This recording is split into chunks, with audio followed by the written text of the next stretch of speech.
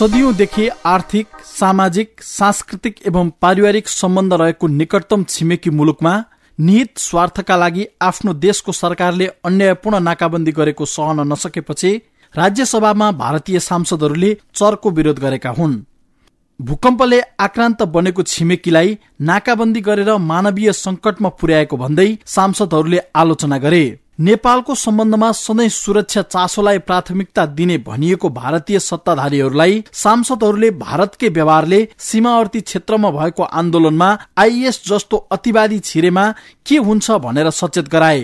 कतिले प्रश्न गरे, हजारौं नेपालीले ज्यान धरापमा पारेर आम भारतीयलाई विभिन्न सुरक्षा निकाय मार्फत सुरक्षा दिइरहेको सरकार किन बिर्सिँदैछ? नेपालसँगको सम्बन्ध इतिहासमै कमजोर अवस्थामा पुगेको भन्दै उनीहरूले यो भन्दा तल नझर्न भारतीय सरकारलाई सचेत गराए। इन्धन लगायतका सामग्रीको आपूर्ति रोक्दा नेपालमा मानवीय संकट गहिरिएको भन्दै तत्काल अवरोध खोलेर नेपालको राजनीतिक समस्या समाधानमा ध्यान दिन सुझाए।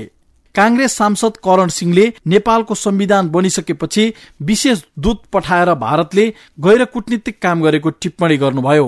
When the last minute visit of the foreign secretary is a very fine officer, and we also have a very competent and eloquent foreign minister, but to send the foreign secretary on the 18th and 19th of September, when the constitution had already been passed and was going to be promulgated on the 20th, I mean, what sort of message? It was, we were asking for some kind of a snub. I mean, it was such an obviously undiplomatic, shall we say, or unwise thing to do. Whatever we wanted to do, we should have done much earlier than that.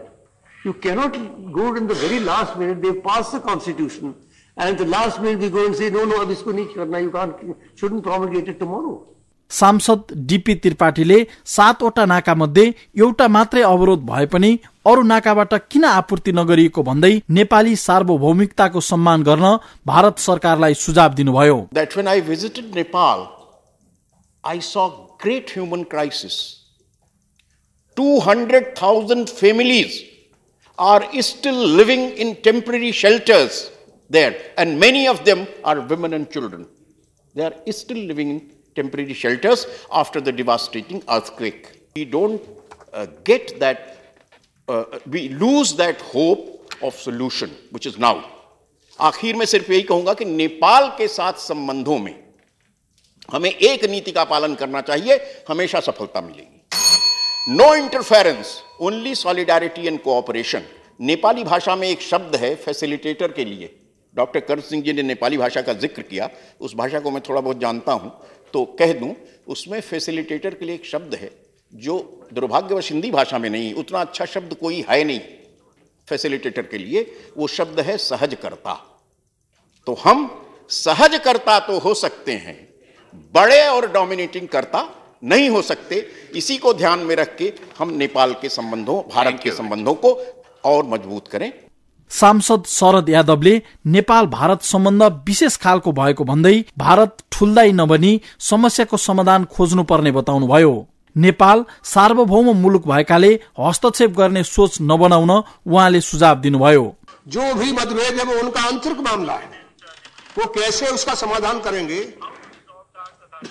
ये बात ठीक है कि वो अपने तरीके से उसका समाधान करें, लेकिन भारत हमेशा नेपाल के हर तरह के मामले को समाधान करने में सहायक रहा और कभी भी ये बोध नहीं होने दिया कि हम कोई बड़े हैं वो छोटे। आज भी यही स्थिति है। मैं ये नहीं कहता कि हम कोई बड़प्पन के जरिए वहां जाएं।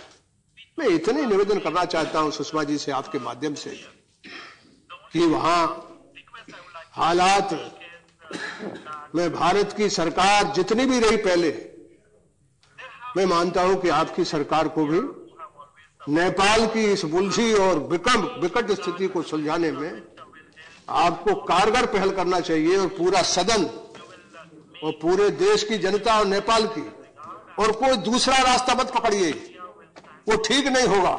सांसद रवि प्रकाश वर्माले भारतको लापरवाहीका कारण नेपाल भारत सीमा भएको आन्दोलनमा आईएस को हात रहेको खबरहरू आइरहेको भन्दै गम्भीर आपत्ति जनाउनुभयो।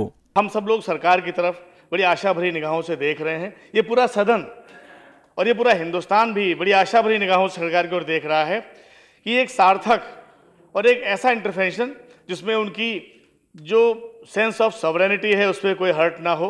कि हिंदुस्तान के और नेपाल के सीमांत पर ISI के स्लीपर सेल काम कर रहे हैं। सर, बहुत जरूरी बात मैं मेंशन करना चाह रहा हूं, आपके दूसरे भी स्पीकर हैं, वो भी बोल सकते हैं। अगर ये आंदोलन रेडिकल्स के हाथ में चला गया, अगर हमारी डिले के कारण, अगर हमारी लापरवाही के कारण, अगर वो नई उम्र के नौजवान जिनके सीने में गुस्सा भरा हुआ है उनके हाथ में आंदोलन चला गया, उन हालात में हिंदुस्तान की सीमाओं पर स्थिति क्या होगी, इस बात पर हमें गंभीरता से विचार करने की जरूरत है। हम उनके भाई हैं, साथी हैं, सहयोगी हैं, लेकिन उनकी जो सॉवरेनिटी है, जो उनकी सार्वभौमिकता है, उस पर ओभरराइडिंग करके हम आगे वहां नहीं जा सकते। सांसद पवन कुमार वर्माले नेपाल सार्वभौम मुलुक रहेको भन्दै भारतले हस्तक्षेप गर्न नहुने बताउनुभयो। The resolution of what is an internal problem of Nepal, but in which we have an important stake.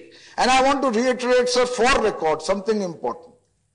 We are dealing with a sovereign country. Our role should be that of a friendly but effective mediator, not a big brotherly intruder in the internal affairs of Nepal.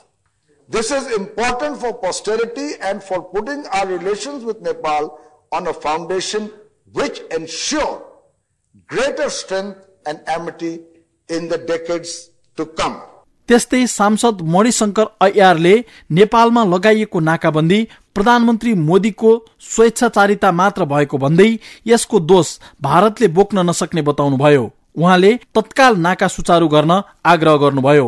सांसदहरूको जवाफ दिँदै विदेश मन्त्री सुषमा स्वराजले भने ईश्वरले चाहे नेपालको समस्या अब 5-7 दिनमा हल हुने बताउनुभयो। विदेश मंत्री आए उनके, कमल थापा, उनके साथ मेरी बात हुई तो मैंने यही कहा कि आपसी सहमति से रास्ता निकालिए, किसी तरह से ये नाकेबंदी खत्म हो, हमारे भी ये सारे के सारे ट्रक तुरंत अंदर जाएं और आपूर्ति शुरू हो। उन्होंने मुझसे विश्वास दिलाया कि हम ये करेंगे। कल मधेशी नेता आए, उनसे मैंने कहा कि विदेश मंत्री मुझे कहकर गए, अगर उसमें से आप लोग वार्ता में बैठिए और जो बातें वो कह रहे हैं, हमसे भी जो वो कह के गए, उन सारी बातों को सुनिए। अगर उसी से आपका एड्रेस हो जाता गिरवांश तो बहुत अच्छी बात है, वरना अपनी वार्ता करके इस मामले को ख़त्म करिए किसी तरीके से, ताकि वापस चीज़ों की बहाली हो और वहाँ जो जनता परेशान हो रही है उसकी परेशानी खत्म हो। तो मैं केवल सदन से ये कहना चाहती हूँ कि जो आपकी भावना है वही हमारी भावना। भारतीय संसदमै हंगामा हुने गरी विरोध भएपछि अब नेपालमाथिको भारतीय नाका छिट्टै खुल्ने अपेक्षा गरिएको छ। साथै भौगोलिक, सांस्कृतिक, आर्थिक, धार्मिक सम्बन्धले जोडेको नेपाल भारत बीचको जनस्तरको सम्बन्ध पनि पुरानै अवस्थामा फर्काउन आवश्यक कूटनीतिक पहल सबैतिरबाट थालिनुपर्छ।